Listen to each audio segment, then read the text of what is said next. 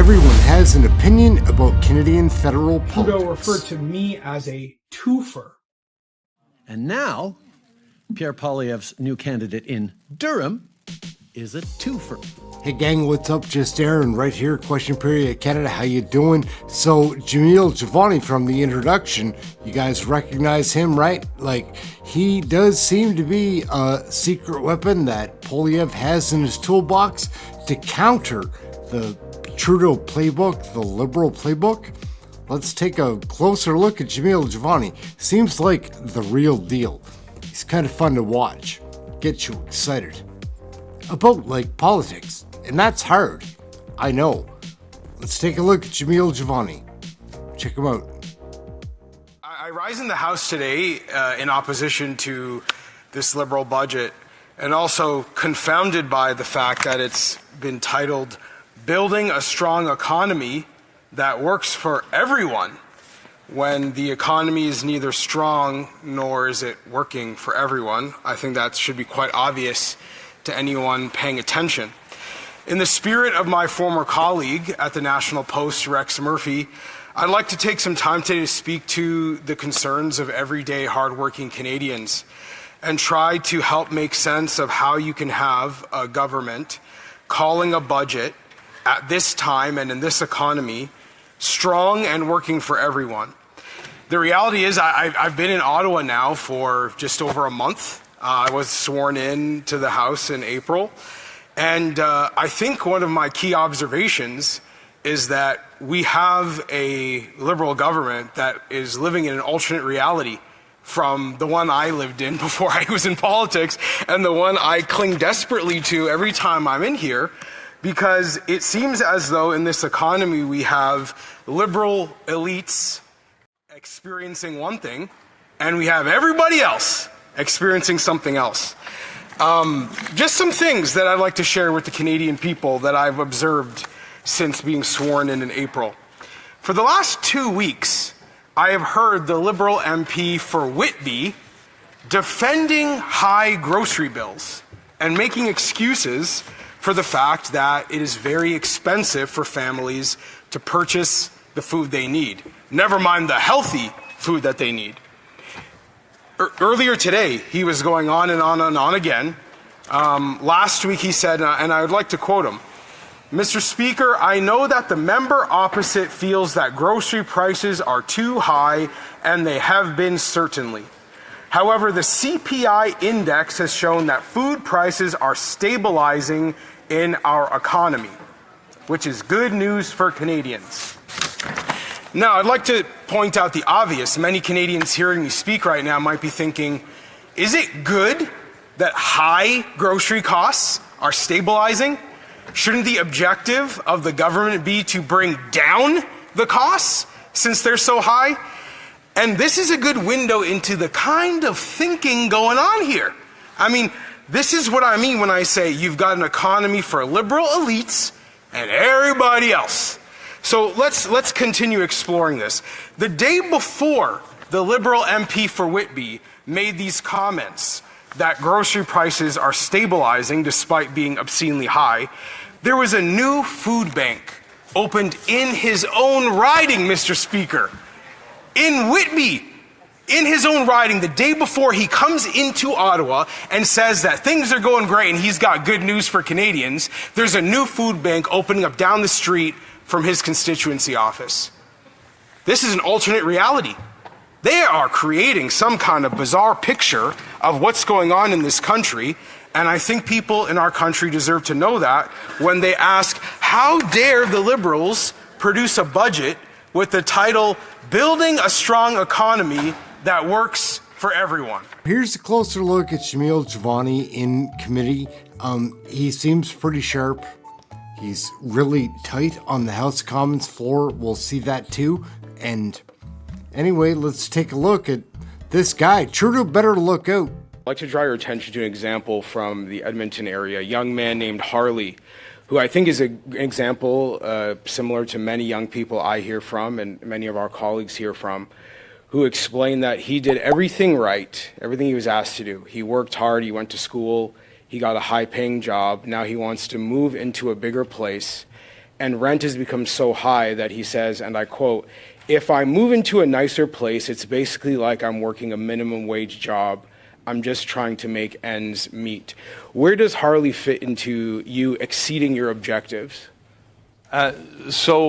Harley is the kind of a person that was in mind when we developed the National Housing Plan. I'll be the first to say, although we may have exceeded the objectives that we've set in terms of number of units at the outset of the National Housing Strategy, we now need to do more because the circumstances have changed, and Harley's not the only person in that situation. Harley fits into our plan to help build more homes by accelerating the pace of home building, by reducing the cost of building, making it easier to build more homes. Harley fits into our plan when we're looking at helping people transition into home ownership. Harley fits into our plan when we look at the Renters' Bill of Rights that we're putting forward. There's a number of different... Would it be fair to say, though, that Harley has every good reason to be concerned, perhaps hearing you speak, because under your government, mortgage payments have doubled, rent payments have doubled, and yet you seem to be having a very different tone and message when you talk about housing in this country than what a lot of young people. When I hear young people speak, I hear words like stuck, trapped, unfair, and you're out here saying you're exceeding objectives. That seems very tone deaf to what's going on. So to be clear, I don't think that there has been enough done on housing and we need to do more. I'm not trying to say because we exceeded a target that was established in 2017 that all problems are solved, and I don't want to be misinterpreted in that regard. We need to do more, and I find it ironic when I hear some of these arguments being advanced by the Conservative side when you don't have measures in your plan to increase the pace of home building. Forgive me if you have frustrations with what you regard to be our party's position, but I think young people across this country are rightly frustrated that we were promised affordable housing in 2015 when you first got elected. It's 9 years later, and the promises that you're making are identical while things have only gotten worse. Now, I am aware that there is a liberal playbook that gets used against people who disagree with this prime minister. A playbook that likes to marginalize and vilify anyone who has the audacity to stand up and say what is happening in this country right now is not right. And that playbook the prime minister likes to use, likes to cast people who disagree with him as racists. And I would be welcoming the prime minister to try that with me. You know, based on our history, I don't think that's going to go so well.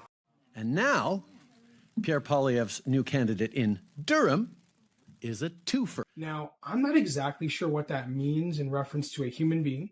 For him. But I also believe that he is completely out of touch with the needs and desires, the hopes and dreams of our very diverse country and the diverse communities like the one I represent in Durham.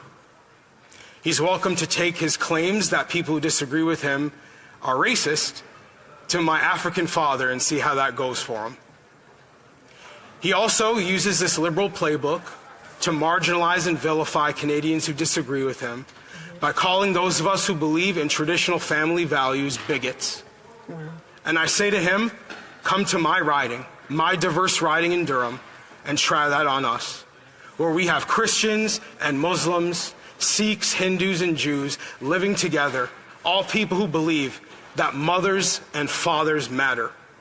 He's welcome to try that with us.